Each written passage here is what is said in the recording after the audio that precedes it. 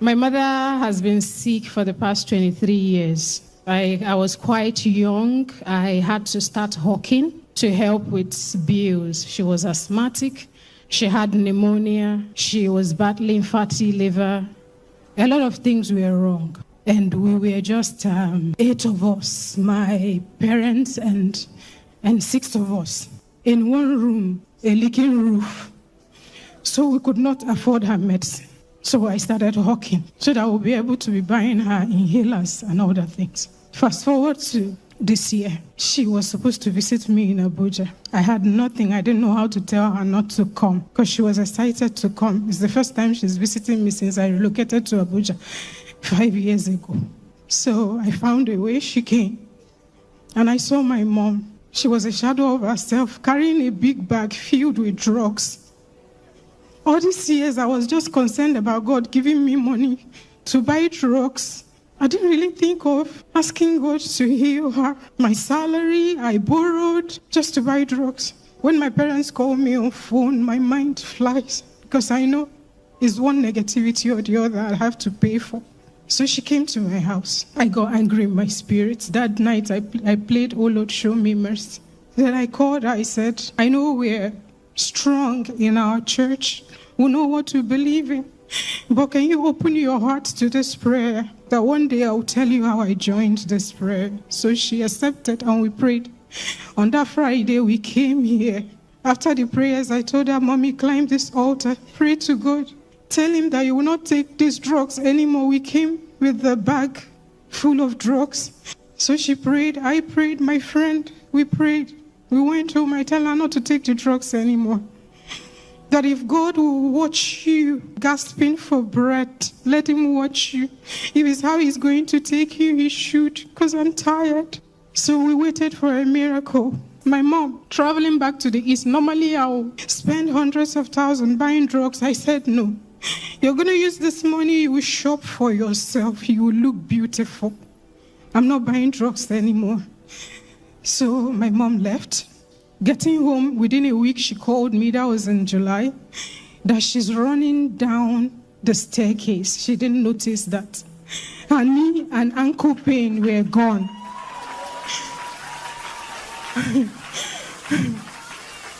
I was happy, but that wasn't the miracle I needed. So during the UK conference, I joined online. We were praying.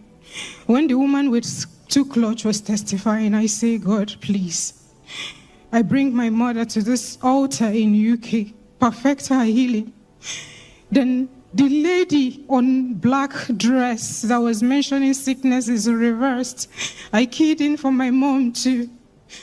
Then on Monday morning, my mom called, and the first thing she said was, "What God cannot do."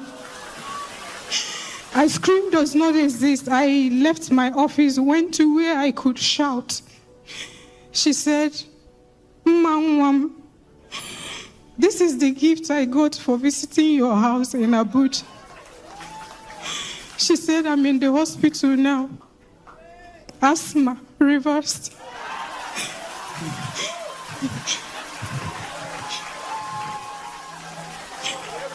She said, "Pneumonia reversed. Fatty liver reversed. Severe cough reversed. Knee and ankle pain reversed." I could not shout. I just fell on my knees. I busted out crying. Then I said I will be here to testify. Then my second testimony. I'm a single mother. When my son turned 3, I began to have this trance. I can stand like this and I'm gone.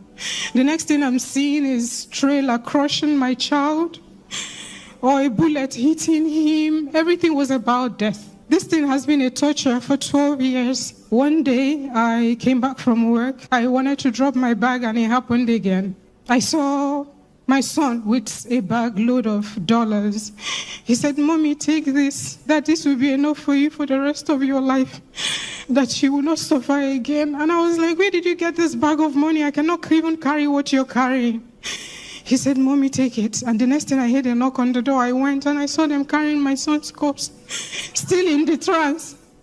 And I asked them, what happened? Who is this? They said, it's your son. I said, never, it cannot be my son. Then I told them to get out. They were not listening. I became aggressive. I became violent. I said, take that corpse out of this place. He's not my son. So they left. I've lived in fear. For years, I don't let my son go out. I don't let him go to the field. He loves football too much. I don't let him go to play. I don't let him go to people's house. I let him go to people's houses. I just have to guard him all the time. He goes to school. I'm not at rest. I kept on praying last year. Around July, August, I finished my midnight prayer. Then I went to sleep. I was just adjusting my pillow when a figure came in. I didn't see the face, but it was wearing a cotton-colored shirt and a brown combat. And he just tapped me like I said, I'm not sleeping, what do you want? He said, join the fire altar in the morning. I didn't know what fire altar was. So in the morning, I just prayed. I said, God, lead me to the fire altar. I'm tired. I'm exhausted. I've never lived like a young girl before. I've just been carrying burden all my life. I want to rest. So that this morning, I went to YouTube. I didn't know what I wanted to do, and I stumbled on NSPPD. I followed that. I kept on following until May 16th this year. It was on the 15th that I had that my son giving me dollar issue. So in the morning of 16th, I was angry with God. So I looked at heaven. I said, any blessing you will give me in exchange of my son, hold it and leave my son for me. My son cannot die and I will have money and I will get rich. No. So if you know you're going to take him, keep whatever blessing you have for me. So I was praying, trying to pray. I couldn't concentrate, so I dropped the phone, but I didn't log out of NSPPD link. So the next thing I heard was, you are here. You've been having perpetual fear that your son would die. The Lord said I should tell you that nothing will happen to your son. Hear me, I don't know who you are. You have been having perpetual fear that your son will die. The devil is a liar. Hear me, your son will not die. I couldn't shout. I wept. I cried. Brethren, from that day till today, I've never been in that trance again. No fear anymore. My son now goes to the field to play ball with other kids. I let him go out and I'm not scared. I've come to give all the glory to God. And my final testimony, I've been having financial miracles since I joined NSPPD altar. Before, I had to borrow to join to my salary to buy my mom's drugs and to help my few other siblings that were dependent. But since I joined the altar, it's been from one favor. Somebody can call you and say, God asked me, I had a leading to do something for you.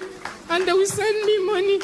And my business, my job, I was being highly favored. So I've come here to give all glory to God.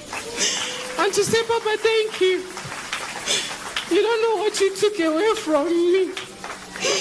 I could not fall in love. I could not marry anybody with the load I had. I just felt, who would you give this burden to?